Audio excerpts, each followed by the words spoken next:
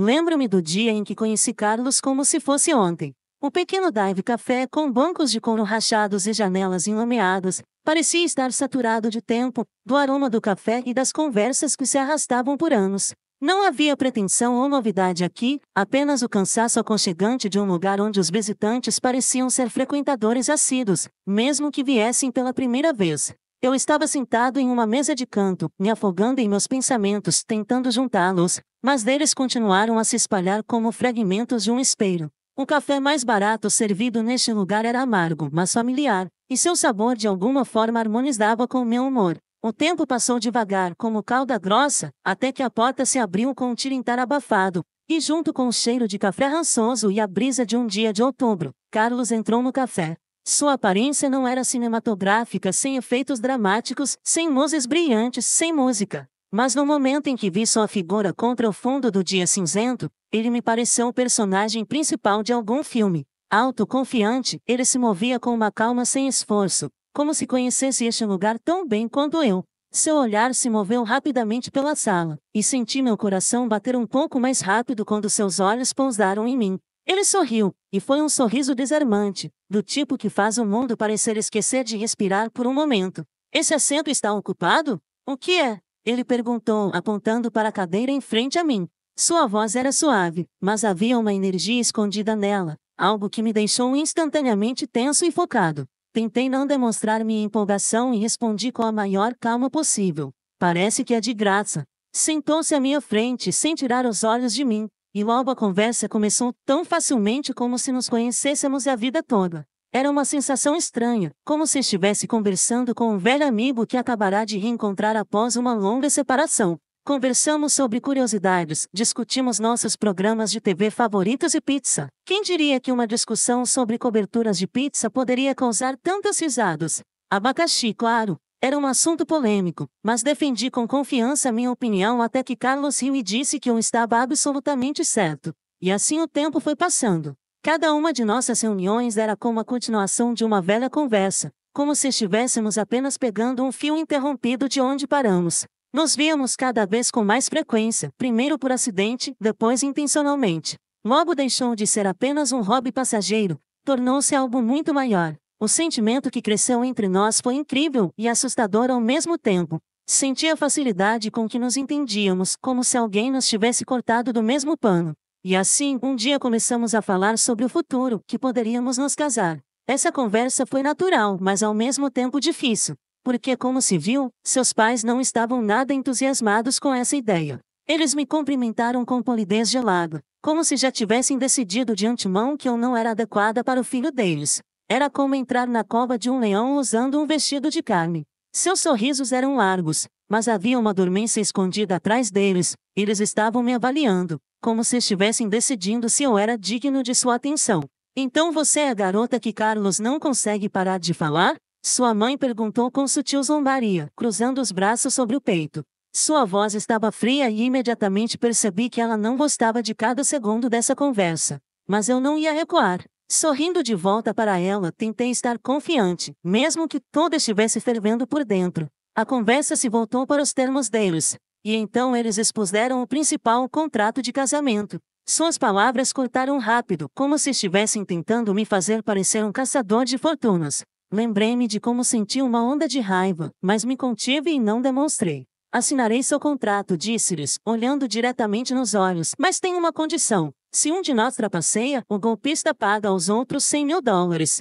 Carlos olhou para mim como se eu tivesse acabado de bater nele com algo pesado. Achávamos que era o fim, mas caramba, estávamos errados. Uma noite abraçados em nosso velho sofá raquítico, que havíamos prometido a nós mesmos substituir por muito tempo, mas nunca o fizemos. Nos encontramos de volta ao nosso mundinho. A TV estava ligada, mas não estávamos olhando. Nossos pensamentos estavam em algum lugar distante, imaginando o futuro que sonhávamos. Planejamos uma viagem para a Itália, sabendo que parecia um sonho distante, quase irreal. Carlos, pense nisso, eu disse, meus olhos ardendo de excitação. Comida, vinho, arte. Imagine como vamos passear pelas ruas estreitas de Veneza, como vamos saborear massas em algum pequeno restaurante, admirar pinturas em galerias. Será inesquecível. Carlos riu, me abraçando ainda mais forte. Emily baby, você me convidou para comer, e eu não me importo, mas vamos encarar. Nossa conta bancária é mais adequada para acampar no quintal do que para férias românticas na Itália. Ele sempre encontrou uma maneira de adicionar um pouco de humor, mesmo nos momentos mais sérios, mas eu ainda não desisti. Vamos economizar dinheiro. Vamos encurtar. Eu não sei, por exemplo, em seus jogos de vídeo. Eu o cutuquei de brincadeira, já sabendo que tipo de reação isso causaria. Carlos fingiu revirar os olhos, agarrando o coração. Videogames? Não, os jogos não. Levem minhas camisas, sapatos até a cafeteira, mas deixem os jogos. Nós rimos e as risadas encheram a sala de calor nesses momentos. Esquecíamos da gravidade da vida, das pequenas coisas que nos cercavam porque éramos felizes. Não adiantava sonhar com grandes coisas se nosso presente já estava repleto de pequenas alegrias. O café da manhã de sábado foi uma dessas alegrias. Carlos nunca soube cozinhar, mas todos os sábados, com um sorriso, me traziam o café da manhã mais simples, ovos mexidos e torrados. Brindes que ele queimava quase todas as vezes. Mas não importava. Estávamos sentados à mesa da cozinha, rindo de sua próxima tentativa de dominar a arte de cozinhar, e eu estava olhando para ele com o mesmo sentimento que palavras não podem descrever. Ei, que tal ovos mexidos hoje? O que é? Ele perguntou, indo para a cozinha com óbvio entusiasmo, como se fosse preparar o jantar para o rei. Só se prometer não queimar os brindes dessa vez, gritei de volta para ele, já antecipando sua fingida indignação. Mas entre todos esses momentos despreocupados, um assunto que evitávamos discutir surgia cada vez com mais frequência. Um dia, quando estávamos lavando a louça juntos depois do café da manhã, Carlos quebrou o silêncio. Emily, precisamos conversar. Sobre a família. Sua voz era calma, mas séria. Congelei, segurando um prato nas mãos, do qual ainda pingava água. Eu sei, respondi, sentindo meu estômago apertar de ansiedade. É simples. É assustador. E de repente, Carlos enxugou as mãos em uma toalha e virou para mim.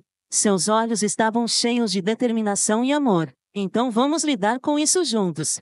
Mas não saberemos até tentarmos, certo? Quero dizer, quão difícil pode ser? Eu ri nervosa, mas carinhosamente. Famosas últimas palavras, Carlos. Mas ele estava certo.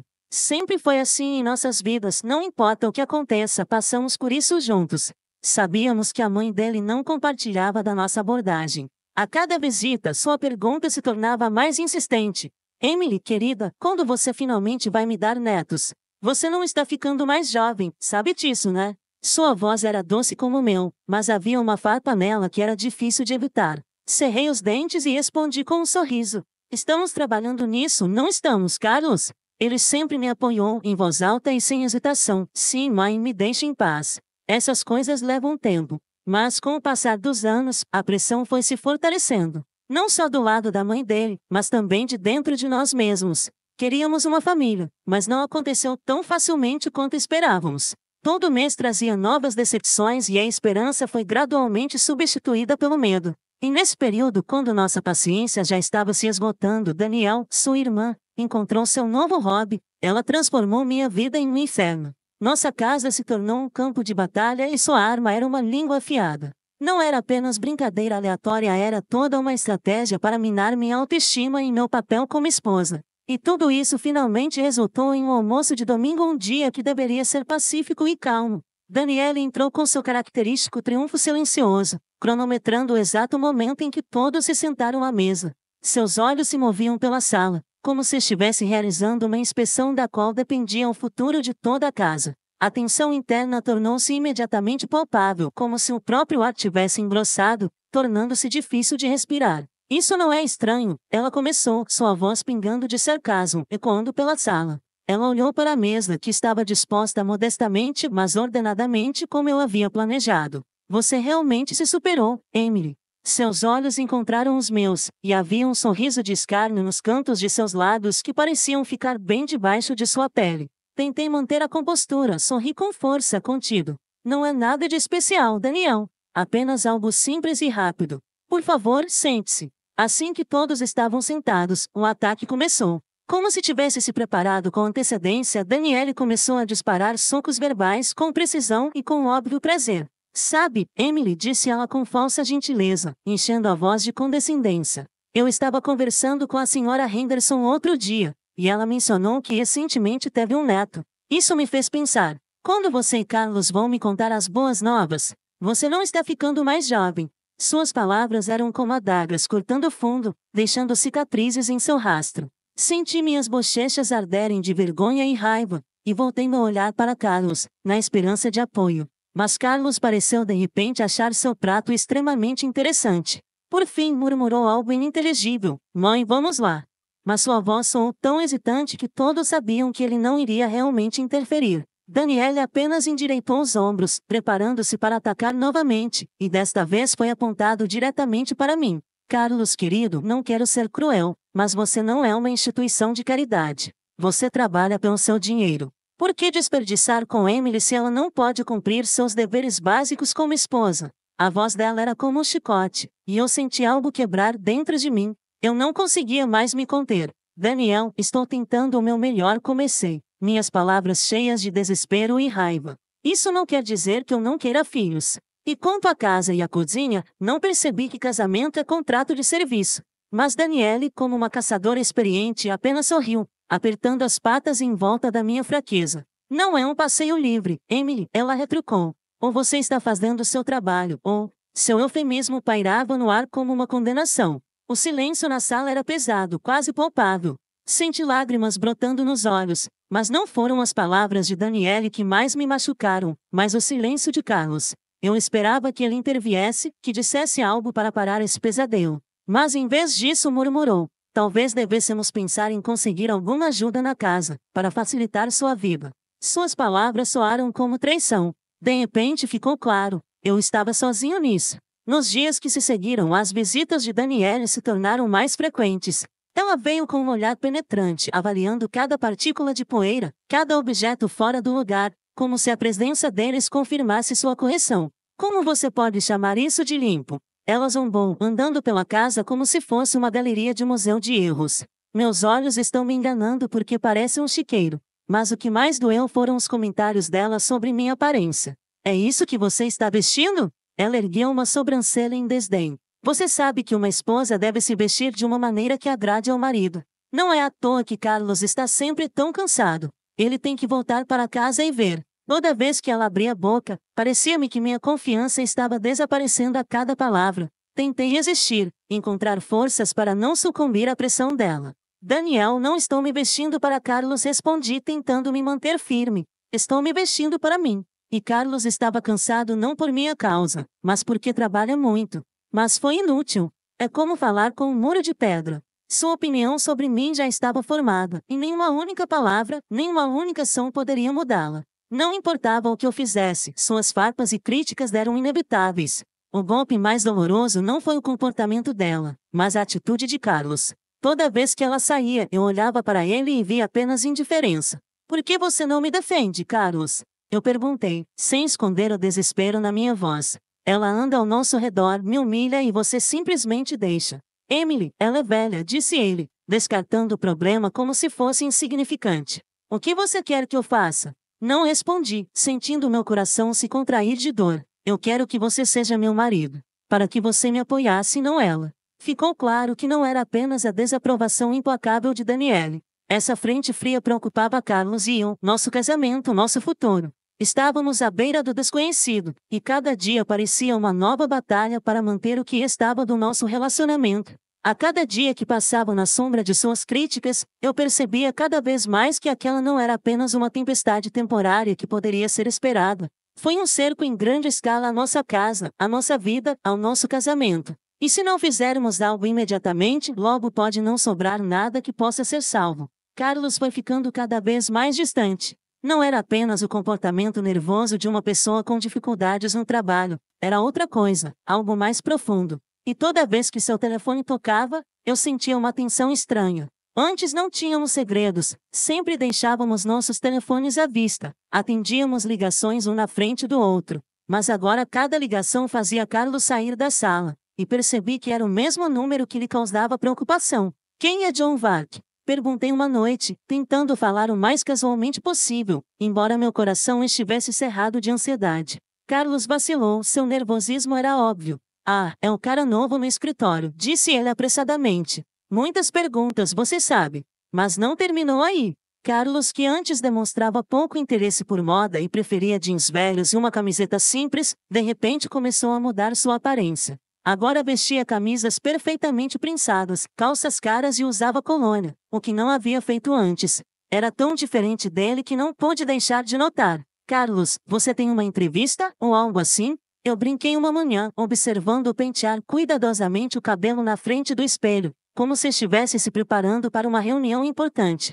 Ele sorriu de volta para mim, mas havia algo indescritível em seus olhos. Eu só queria uma mudança, murmurou. Não há nada de errado nisso. As madrugadas no trabalho também se tornaram corriqueiras. Toda vez que ele falava, mais uma noite longa, querida, eu tentava não demonstrar minha ansiedade. Não se atrase, respondi, incapaz de esconder a nota de tristeza em minha voz. Mas apesar de suas promessas, as horas se arrastaram e Carlos voltou bem depois da meia-noite, com as chaves tocando baixinho na fechadura da porta. A cada nova noite, sentia minhas suspeitas se apertarem ao meu redor como um laço invisível. Tentei me livrar desses pensamentos, mas eles me assombravam como um pesadelo irritante. Eu não podia mais continuar vivendo nessa ignorância. Finalmente decidi contratar um investigador particular, um movimento que me pareceu louco, como uma cena de um programa de TV ruim. Mas eu não tinha outra escolha, precisava descobrir a verdade. Quando a evidência chegou, ela estava modestamente embrulhada em um envelope marrom que parecia tão inócuo que poderia ter pertencido a uma lista de discussão regular. Mas o que estava lá dentro era devastador. As fotos de Carlos com outra mulher falaram mais que 1000 palavras. Seus rostos, suas poses, sua inegável proximidade, tudo isso testemunhava o que estava acontecendo nas minhas costas.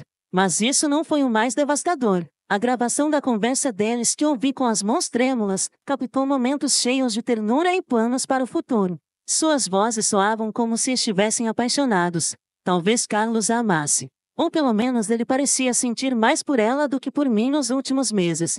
Sentei-me ali em silêncio, segurando a evidência de sua traição em minhas mãos. Uma percepção fria me atingiu como uma tempestade repentina de inverno. Era algo que poderia ter sido a base para um divórcio, para destruir tudo o que havíamos construído ao longo dos anos. As fotos em que eles estavam tão próximos pareciam ter roubado de nossas vidas todos os momentos de alegria, todo o calor que um dia nos conectou. E as palavras que Carlos sussurrou para outra mulher foram um eco do que ele uma vez me disse: eu te amo. Mas não pude fazer nada. Eu não estava preparado para encarar essa verdade. Eu não poderia simplesmente expô-lo agora. Precisava de um plano. Eu não podia me dar ao luxo de simplesmente quebrar. Eu tive que lidar com isso, preservar minha dignidade e descobrir como seguir em frente.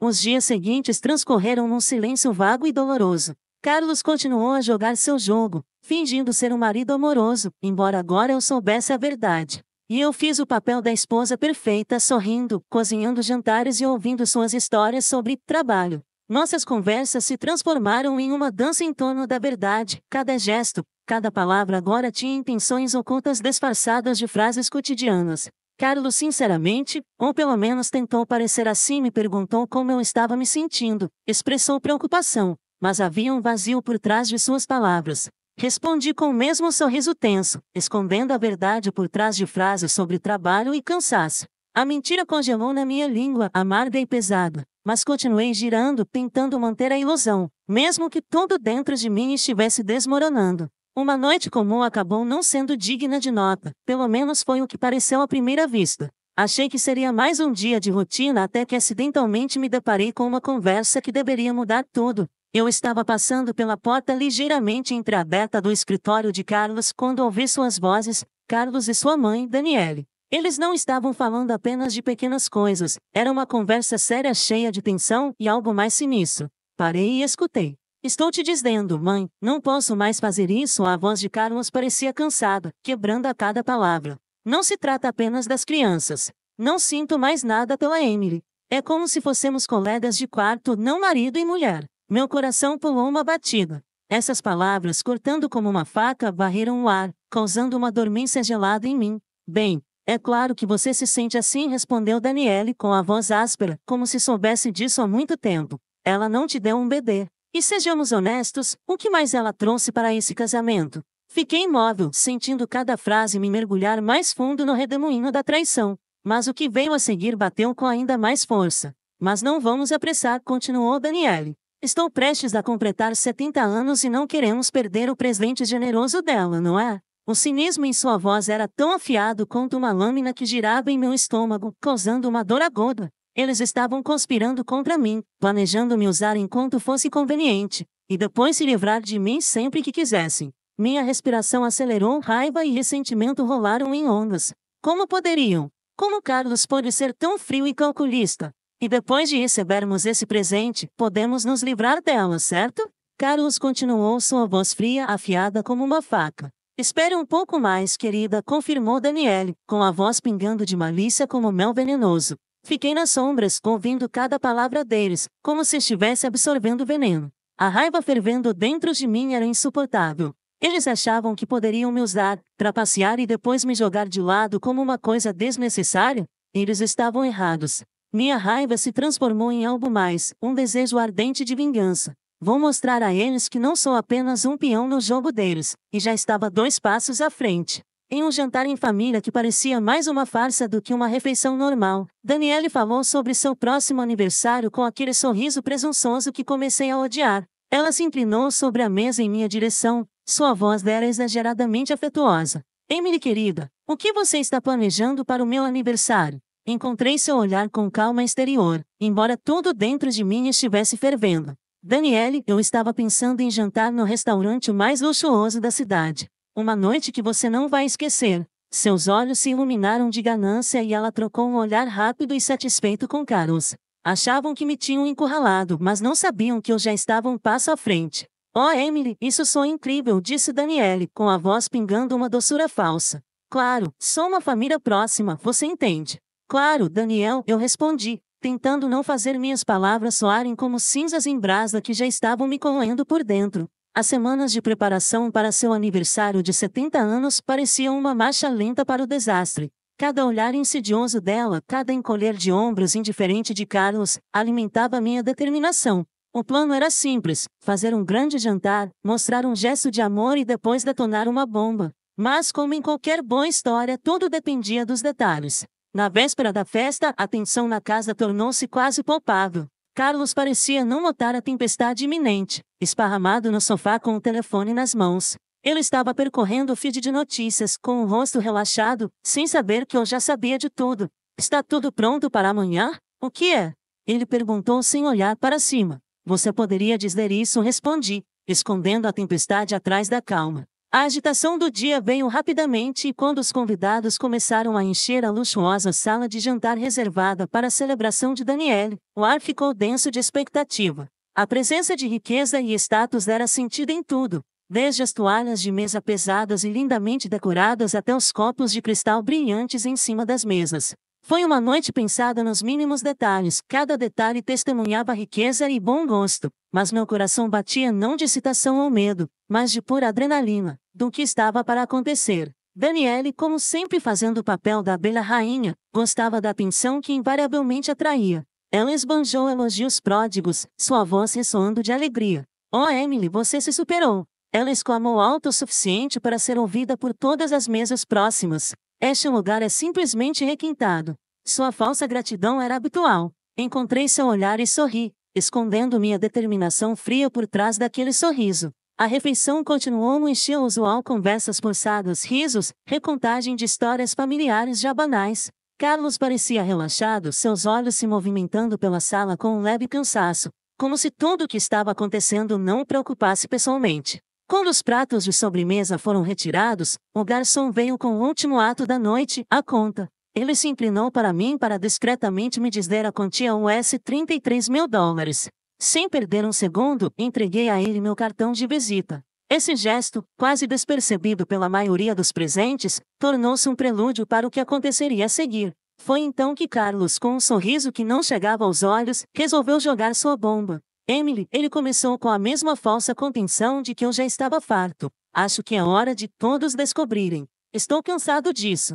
De nós. Quero o divórcio. Essas palavras pairavam no ar como uma nuvem venenosa, abafando todos os outros ruídos da sala. Os convidados congelaram, seus olhos disparando de Carlos para mim, esperando que eu desabasse sob o peso de sua declaração. Mas eu apenas olhei para ele, não me permitindo o menor sinal de fraqueza.